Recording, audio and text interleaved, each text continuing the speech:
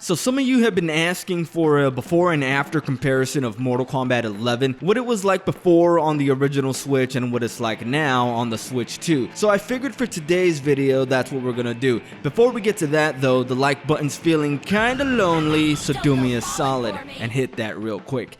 Mortal Kombat 11 for the Nintendo Switch was often touted as an amazing port, and as someone who has played it quite a bit alongside Mortal Kombat 1, which has a reputation for being a terrible port on the Switch, I honestly don't understand how MK11 ever maintained that reputation. If you ignore the graphics, it's a terrible port when you consider what it's supposed to be, and that's a fighting game. But with regards to Mortal Kombat 11, since that's what this video is about, does the Switch 2 fix some of the issues in this game? Let's dive right in and have a look. I'm sure you noticed at the beginning of the video there was a massive difference in how long the Switch 2 is able to boot the game from the console's home menu into the game's main menu. That's really not that surprising since the Switch 2 is packing so much more power, but let's get to some of the more interesting stuff. So first things first, local CPU and casual matches actually took longer to load in Mortal Kombat 11 than they did in Mortal Kombat 1, surprisingly.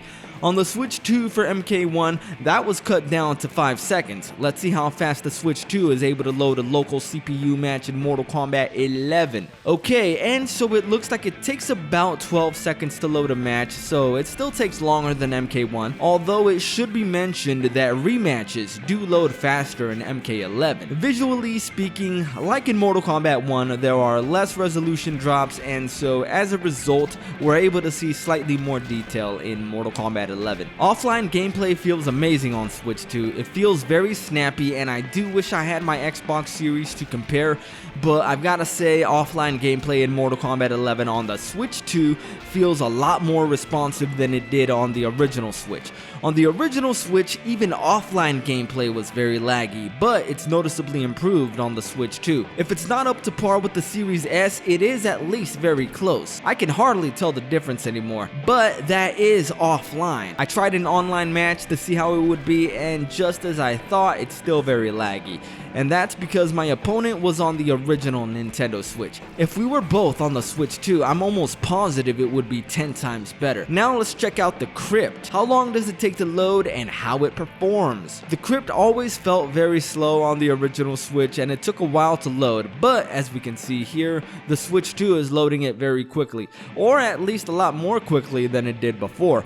Toasty! Toasty! Toasty! Toasty! We're already in gameplay and the original Switch is still struggling to load.